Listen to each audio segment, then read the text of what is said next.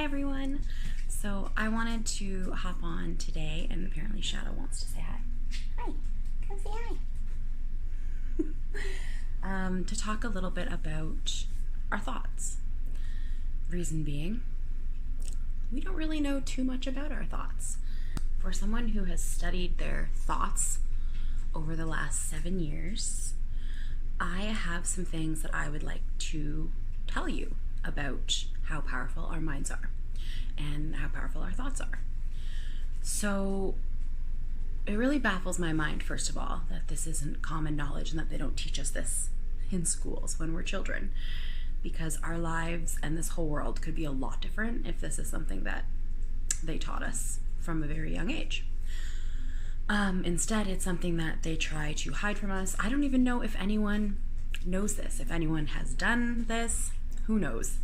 All I know is that I know this, and it is truth to me. So I want to share it with you. Because with the state of the world today, I just want you to know that you do have another option. You don't have to sit in your mind, in your worries, in your fears. You don't have to do that. You can. It's your choice. But you have another choice. And all it requires is like a little bit of conscious effort at the start, and then continuous conscious effort as you go.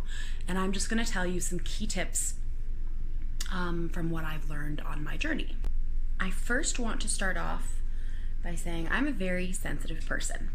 Okay, this is fact. I had Tourette syndrome when I was younger. I've suffered with binge eating all my life, lots of addictions, cigarettes, marijuana, and I had the skin condition called HS, which was horrible lesions all over very intimate areas of my body. So I'm very sensitive. So a lot of people think that one of the best ways to a peaceful mind, is through meditation. This may be so, but meditation is not a path for everyone. Some people don't resonate with meditation. I've never liked it. I mean, I meditate when I daydream. So I'll be sitting at my computer, and then for a few minutes, I'm just off and I'm zoning out. I'm staring at the wall. That's meditation to me. Catching myself in the middle of a negative emotion or behavior, and then asking myself afterward, wow, why did I act like that? Like, that's really, I need to work on that. I need to be conscious of that next time it happens. That's progress. You don't have to be perfect immediately. First thing I want to start with telling you is that you don't need to meditate. You don't need crystals. You don't need sage. You don't need to do yoga. You don't need to do anything that you don't enjoy doing. All you need to do is inject some loving thoughts into your mind when you remember to. It can be when you're washing the dishes and your mind is kind of wandering onto your worries, and just like random thoughts are coming into your mind. You can redirect those thoughts to be loving, sending more loving thoughts out into the collective consciousness, okay?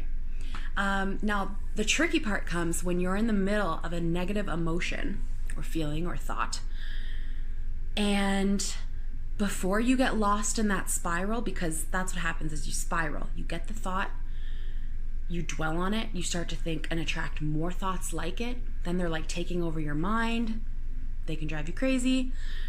Okay, you want to get out of that. You don't want to go there. So at the first signs of you thinking negative, you have to try and catch yourself. This could be about anything. This could be you worrying about your grandma alone in a nursing home. Send her love. Do not send fearful, stressful, anxious thoughts toward the situation. All I can say with absolute certainty is those negative thoughts that situation brings up in you is not helping anyone. Okay? So it is always more beneficial to send loving thoughts to your grandma, to the entire nursing home that she's in, to her residents, to whoever, to angels, to keep her safe. Do whatever you need to do to calm yourself down so that your mind doesn't go dipping into your fears. It doesn't need to go there, okay? It's a choice. It's a choice that we make. We don't know that this is a choice because we let our minds run our lives. If you are watching this and you didn't know this was an option, you honestly never knew that you could just inject a loving thought into your mind. I love myself. I heal myself. I am light. Awake my soul. Whatever thought makes your soul feel at home and brings you comfort, that's the thought that you want to be injecting into your mind in any situation where you feel fearful or negative. Once you start doing this for your own thoughts, you can do this when you're around negative people. So like as a way to detach from their negativity so that their negativity and their fears won't affect you and you don't have to feed into it. At that point, you're transmuting their energy. It starts with you though. You have to start with your own mind. How can you help other people heal if you have not first healed yourself? Okay? And I'm talking about my mind here. I'm not talking about my body. This source, I call it source. You might call it God, universe, whatever name you want to call it. It doesn't care if you're 130 pounds and healthy or if you're 700 pounds and you have many health ailments. All it cares about is that you call it into your life, okay? And you do this with your own conscious awareness. So right now, let's say you're watching this video and some of you might really be watching with an open mind, agreeing, nodding your head, but then others might be thinking like just judging and saying, well, she's wrong, she doesn't know what she's talking about. Those thoughts are coming up in your mind to protect your own reality. That's valid. I understand that. If you don't want to become aware of those thoughts when they're occurring in you, they're going to keep running your life. They're going to keep running your mind, putting you in the same cycles that they've been putting you in until you become conscious enough to be like, I don't want to be thinking this thought. And the main thing is don't judge yourself. Do not judge yourself for thinking thoughts. We all literally pick up thoughts from everyone else. We're just walking around bouncing thoughts off each other, okay? So when you get a weird thought that lands in your head, and I don't know if this happens to other people, but since I'm sensitive, I pick up other people's thoughts. But when you get a weird thought and you're like, whoa, why am I thinking this thought? You're not bad for thinking that thought. That thought is maybe coming to you because it sees that you are light and that you can transmute it into light. It doesn't want to, hang around being a bad thought anymore. It wants to evolve. I think my biggest annoyance with the spirituality industry today is two things. The first thing is the thought that you need other things to make you spiritual. Other things can assist you on your spiritual path and can bring you comfort, but you can also bring yourself this comfort and you don't have to spend $1. The other thing is like, everyone says that they're pro positivity, don't judge, follow your dreams, and this is everywhere. People have this in their houses, live, laugh, love. And then someone actually does that and other people just judge them for following their dreams or for living and laughing and loving because look at all the fear around us. Can't you see the fear? Like, you're crazy. You must be crazy. You live in your own world. Hallelujah, I live in my own world. But you can too, and I just want to help you. You can make your home the most peaceful place to be just from your thoughts and your loving awareness. I promise you, you can do this. Since my last video, I have had a couple people come to me for help with this. So I've made an 11-page document. I will send this document to anyone who wants it for free.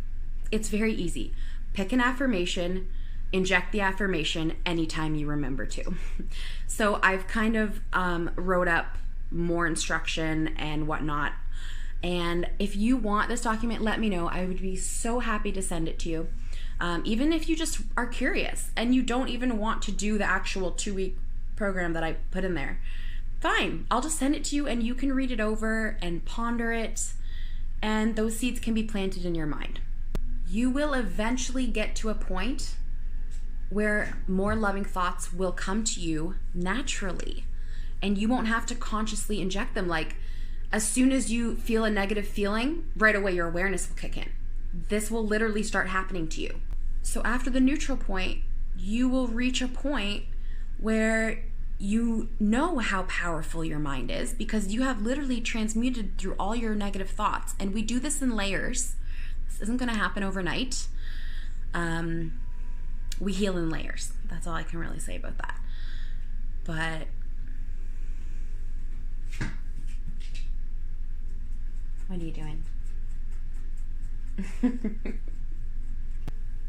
Yeah, you will get to a point where you're driving down the road and you see someone on the sidewalk and you send them love, and you send them love and light. You just say, I send you love.